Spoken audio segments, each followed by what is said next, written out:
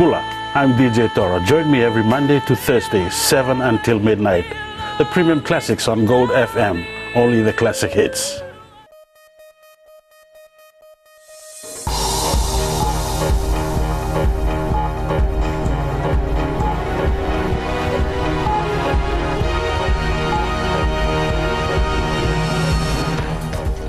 On FBC News tonight, Fijian soldiers doing well in Golan Heights despite lack of manpower.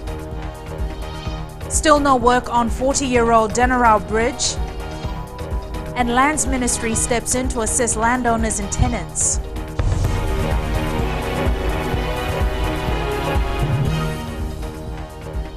Good evening, I'm Jackie Spade and you're watching FBC News. The 182 Fijian soldiers serving in the Golan Heights on the border of Syria and Israel are well. Roland Karoy spoke to Land Force Commander Colonel Mosese Tikoitonga, who says they're constantly liaising with their troops in the area and the feedback has been positive. The main concern now with the RFMF is the vast area that the Fijian soldiers in Syria are watching over. The Japanese, Croatian and just recently Austrian troops withdrew from the Golan Heights, leaving the 182 RFMF personnel to man an area that normally requires about 500 soldiers. A task that, according to the Land Force commander, they've taken up confidently. They've taken up all the positions that the 500 would take. They've shared the workload equally amongst all the troops that are online. And they begin to fill the area. A majority of soldiers deployed to the Golan Heights have been on peacekeeping missions before, and Tikoitonga says this mission is no different. And we were concerned that there would be a lot of dangers in the area, but according to them it's no different from any of the other two places they've been. Another 318 soldiers are due to leave soon to join their comrades in Syria. So in constant discussion with the UN DPKO to fast-track the movement of these 318 to move across. We're waiting confirmation of the flight details from the UN, but until that arrives, those 182 persons will be doing the best they can. According to Tikoitonga, the medical personnel that accompanied the Fijian troops have begun work at the UN hospitals at the Golan Heights and are eager to prove themselves.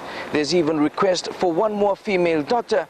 She will be part of the 318 soldiers that are due to depart Fiji on the 22nd of this month.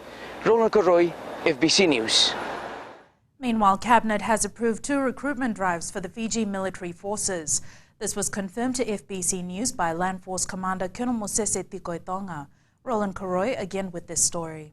Currently, around 1,200 personnel are on peacekeeping missions in Iraq, Sinai and the Golan Heights. Because of Fiji's reputation in peacekeeping duties, soldiers are on demand and the RFMF are starting to feel the pinch. To have 1,200 overseas, you need to have in Fiji roughly about 3 or 4 times more the amount. So that when you bring one back, at least he can come and stay for 4 years after everybody's made their round, then he goes back. But with the current numbers that we have, you bring one back and you have to send the guy back in roughly 12 to 18 months. He needs to go back because we don't have enough numbers. Colonel Mosese Tikoitonga says the recruitment drives to happen at year's end and next year is critical in ensuring the RFMF have enough soldiers on hand. Not only to replace Andov, but to keep the soldiers' numbers at a reasonable level where we can rotate people in the future and continue to provide and sustain our commitment for peacekeeping operations. Colonel Tikoitonga says it's not just the military grooming that's made Fijian peacekeepers popular and successful, but it's also the way in which they were brought up by their families and the support of their communities. Roland Karoy, FBC News. The funerals of 2 young men who were brutally killed in Labasa will be held tomorrow. The bodies of 17-year-old Samuel Nand and 21-year-old Abhishek Kumar were found at Tambia outside Labasa on Sunday morning. Police have taken in 2 people for questioning in connection with their deaths. Kumar and Nand, who were friends, were last seen alive by their relatives last week. Nand's father says they have received a post-mortem report and it reveals that Samuel died of multiple serious injuries. The construction of a new Dena bridge has been delayed for over 6 months, having initially planned to start work early this year. Dena Corporation Limited is yet to finalize when the project is expected to get off the ground, despite the state of the current bridge, which was built 40 years ago. Christopher Chand reports. There is limited access for heavy goods vehicles, restricted to only one lane. This wooden platform is the only change since concerns were raised about the bridge a few years ago. To reassure members of the public that the bridge is still very safe to use, and that's our security here on the island are monitoring the traffic flow to ensure that the bridge is still there during the duration of the building of the new one. So it's very safe to cross the bridge. Last year, a tender was put out for the construction of a new bridge. We were told construction would start this year in January. Dena Corporation Limited is now saying there is a major delay and even a contractor hasn't been named. It's the process of it. It's not a fast-track process because we are not working in isolation. We're working with other stakeholders as well. The DCL has a board, and we also working with government. There are negotiations in between with various stakeholders, and that's why the whole process is taking long. But there is no definite time frame as to when this will be finalized and when work will start. The government has agreed to give an $8 million loan, with DCL proposing for a toll bridge, which has come under heavy criticism from stakeholders. We're also currently in discussion with government in relation to that toll, so we'll only be able to comment after a decision has been reached between DCL and government. While the wait continues for some sort of progress, motorists can be rest assured this 40-year-old bridge is safe, at least for the time being. Christopher Chand, FBC News. And Chris now joins us live from Nandi. Chris, how are you? It seems the start of the construction is on hold. That's correct, Jackie. Following the tender process last year, a contractor is still yet to be identified. So it seems that they are still stuck with finalizing the company that will build the bridge, but also whether they will take the government loan is another question, with DCL now also weighing the possibility of getting private assistance from banks. But whether stakeholders of Dena are happy with the construction of a new bridge is another big question, Jackie. Thanks so much for that, Christopher. The gap analysis and needs assessment findings on the Elections Office will help the government identify areas that need to be worked on to be able to hold elections in one day. Minister for Elections Aisaid Qayyum says having the 2014 elections in a day can be achieved. He says the European Union report on the last elections identified that certain areas had a number of polling stations, while in other parts of the country, voters had to travel long distances to cast their votes. You can't have that. That's discrimination. Whether they've been discriminated based on the locality or ethnicity, whatever it may be, we can't have that. We need to have polling stations based on some form of a guideline, some form of a science. So if you hypothetically say, we need to have a polling station for every 5,000 voters, then you must do that. And so that in that manner, you can conduct elections in one day. Elections will be held by September next year, with 4 political parties already registered. The Ministry of Lands will now step in to clear the air between landowners and tenants. According to the ministry, for too long there have been disputes between the two, which in many cases have delayed developments in many areas. Chanel Sivan with the details. The lack of education and literacy among many of Fiji's landowners has been identified as one of the main causes of disputes between them and their tenants.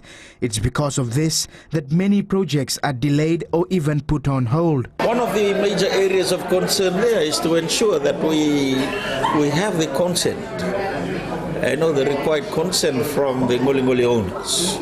We need to get that, and majority of them. So when the development kicks off, then the landowners who are not fully aware of the consent that has been given are beginning to, question.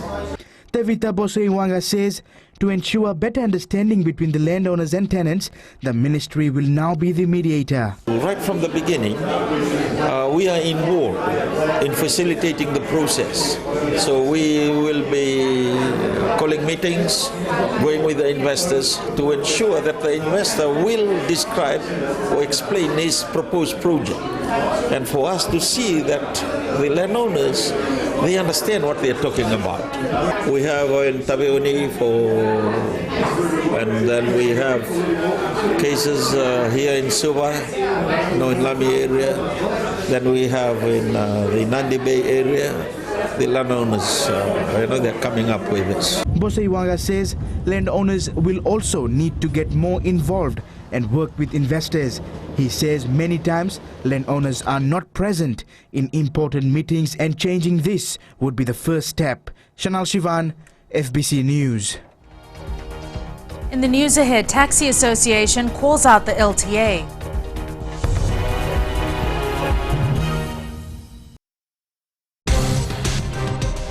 I wake up in the morning, I prefer to go down to the gym, get a bit of physical work done. Also, later on in the day, I decide to go through for meditation. I do a bit of reading to find out what the latest songs are, a bit of research. And for me, it's all about the listeners. Hey, what's up? I'm Rio, and this is the Traffic Jam every weekday from 3 o'clock to 7, only on Today FM. Today is hit music. What's up?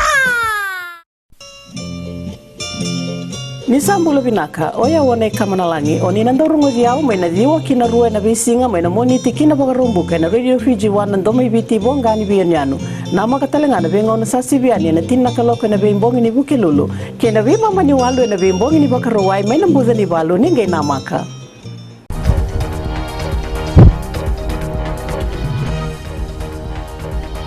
Welcome back. You're watching FBC News. The Fiji Taxi Association has criticized the Land Transport Authority for failing to properly manage infringements it imposes on taxis. However, the LTA says the onus is on taxi driver owners to manage their own infringements.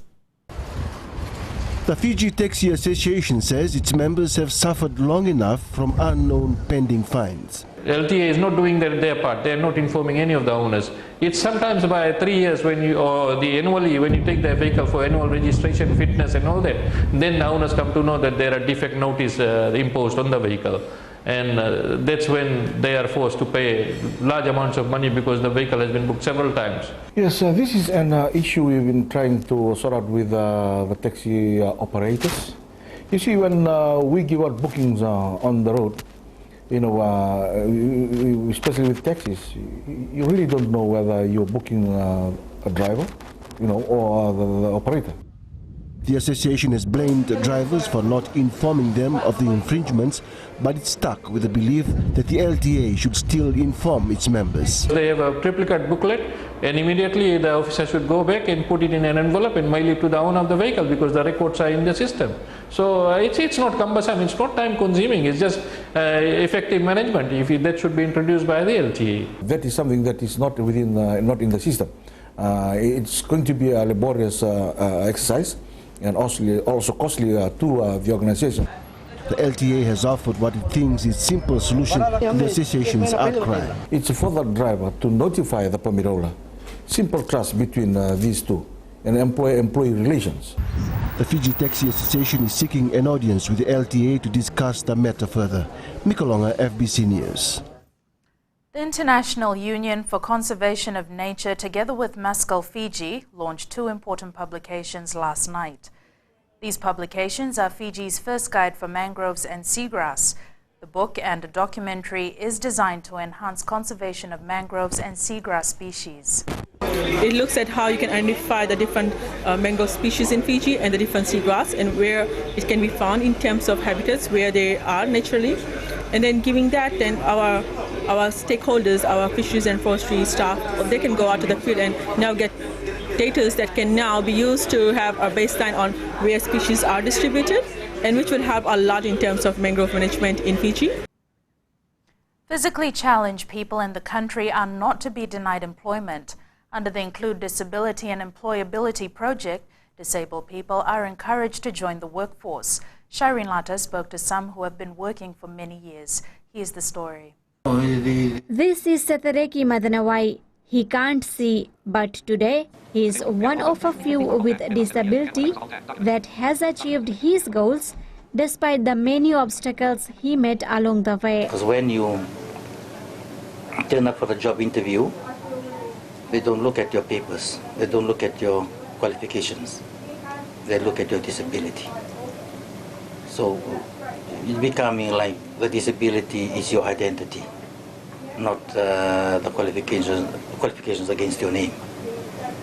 I also experienced that. Madanawai's disability did not deter him. Today he lives an independent and successful life and also quite often travels abroad for work purposes. It takes a lot of, patience on our part as a person with disability. It takes a lot of commitment, sacrifice to be where it's very competitive out there in the job market. We have to almost be twice as good as non-disabled persons. And for 48-year-old Naomi Navode, she believes disabled people's lives will be easier if the community treats them equally. Despite her challenges, Navode has obtained tertiary level qualification and has been in the workforce for almost 10 years. Though the taxi drivers are very helpful, but however, at some point I still have challenges in trying to get a transport on time and coming to work. Around 18% Fijians live in some form of disability and about 2% of them have jobs. Shireen Lata, FBC News. That time again, Jamie is here with exciting news of the latest inclusion in our sevens team. Tell us more. Nakajaki, yes, exciting indeed, with the fastest man in school athletics now to become a rugby international. Details on that after the break. But also tonight, Fiji football taking steps to improve international ranking. Stay with us.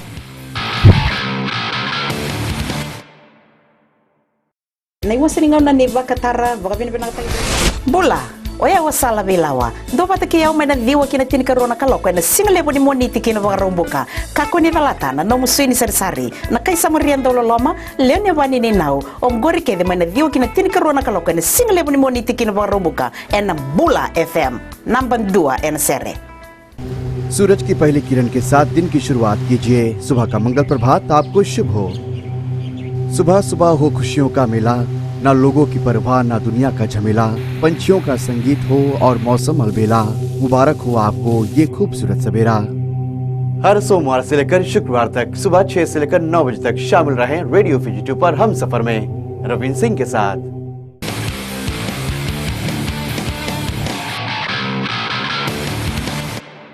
Welcome back to sports. Fiji Secondary School's 100-meter boys champion Benjamin Maravu has been included in the 12-member rugby sevens team for the Pacific Mini Games. He is joined by regulars in skipper Levani Mbotia, Tsasa Veramalua, Sekiusa Ngabindi and Tone Vota. The team will be coached by Ali Bereti Ndere and managed by Issei Rayawa. Defending Escort Shield rugby champions Freshet Navy is gunning for their third consecutive title win. But first, they must take out Marist in tomorrow night's quarter-final at the NZ Stadium. As Elena McDonald reports, the return of certain reps has given them the confidence boost they need. For Navy, the game plan against Marist tomorrow is simple. We're going to constructive rugby. That's going to play in the forwards. We'll tire them out. We can outmuscle them. Then we'll let the backline do the talking. As defending champions, the pressure is on for Navy to retain the title, as no year could be more significant than 2013 for Suva Rugby. Plus, since it's going to be the centennial celebration, it has been passed down from the commander himself for us to keep the Escort Shield back in Wallaby. With a host of national and Suva reps boosting the side, some surprises are expected from their latest find, Chovilisi Katonimbao.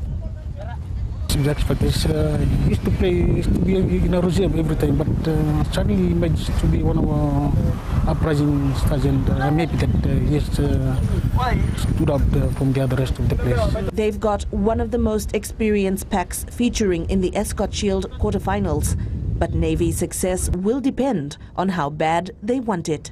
We can beat, but it has to come from hard work from the boys, and we lost the first round to police in the points table, but that doesn't mean that we've lost the Escort Shield, and we would like to take them in a row.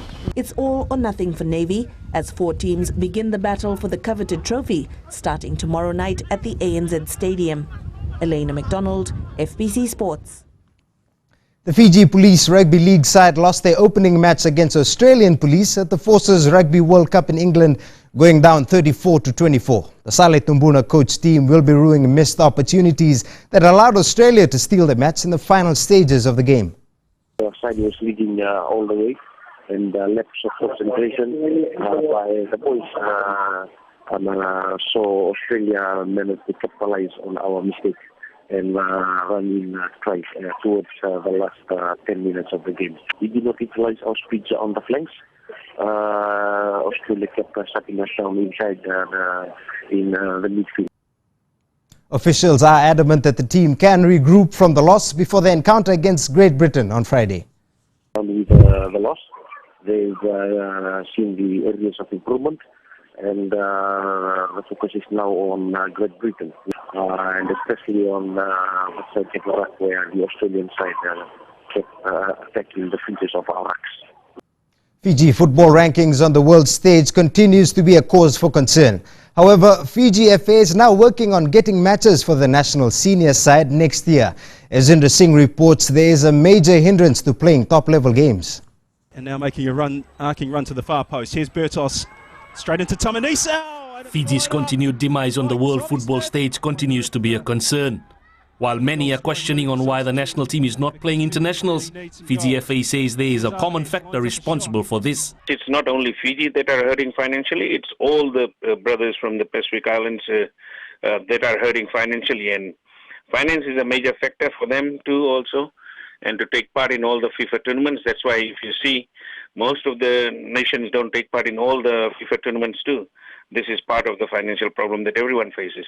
While the finances need to be looked at, there are also some plans being made now. This to revive our national senior team featuring abroad. But that doesn't mean that we should not be having international matches. We will be. And we have also liaising with our liaison officer in Canada. He is working on us touring Canada and USA next year. So this is something that we are gearing up for the international matches, and for us to play in the FIFA window, that's when the ranking and all those things counts, and that's what we are looking forward to, FIFA window opening for the friendly matches between the nations. Fiji has not played any internationals since mid last year. Ranked 191 is nothing to be proud about, and Fiji FA is well aware of this. But with talks of matches coming up, maybe there is light at the end of the tunnel, which could improve Fiji soccer considerably. Indra Singh, FBC Sports. That is your sports for tonight. It's back to Jackie now for business.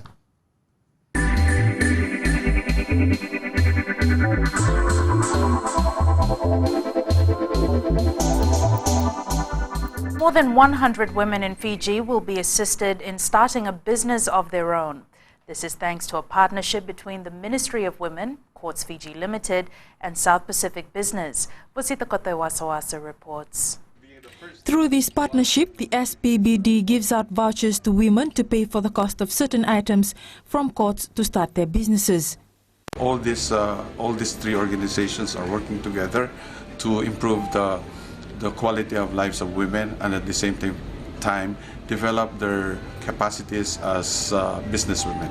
Assisting the disadvantaged isn't new for Courts Fiji Limited. And now we have broadened the horizon to offer the ladies what they are capable of doing and what they like to do.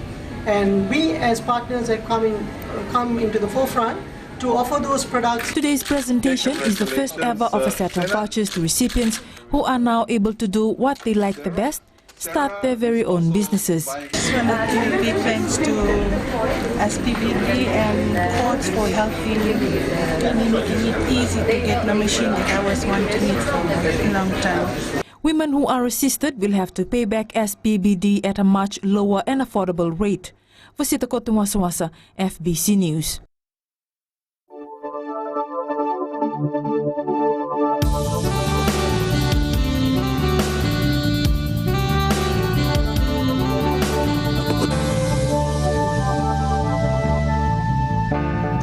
That time again, our favorite weather girl joins us. Jen, how's your day going?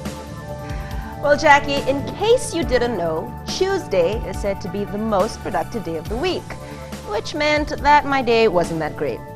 Jokes aside, to kickstart the day, we had rain in the morning for Suva and Savusavu. Showers continued till the afternoon, which also included the jet-set town and the sugar city. And would you believe it? A chilly 26 degrees in Savusavu was the day's lowest temperature. The highest was 31 for Nandi, Lautoka and Labasa. So what's Wednesday's weather? A brilliant dose of sunshine is what you can expect tomorrow. And even though rain is forecast again for Savusavu and the capital, my prediction is sunshine for you as well. Now, I know you may be wondering if the scene behind me is straight out of a picture book. Stunning, isn't it? Well, it's Rohit from Vanuatu who had us all fooled tonight. Lucky for us, he was just in time to snap the sun rising over Senganga. And that's weather. I'll see you tomorrow. Thanks so much for that, Genevieve.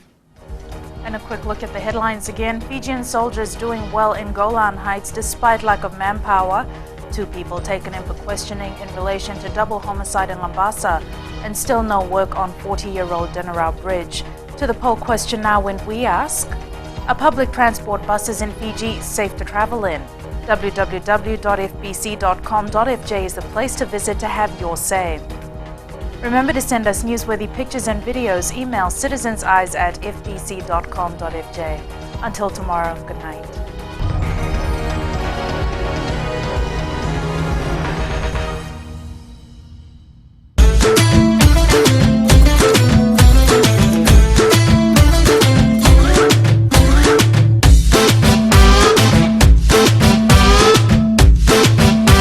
नमस्ते दोस्तों, मिर्ची रफ्तार से मैं अश्निल सिंह। शामिल हो जाइए हमारे साथ Monday to Friday from 3 to 7 PM।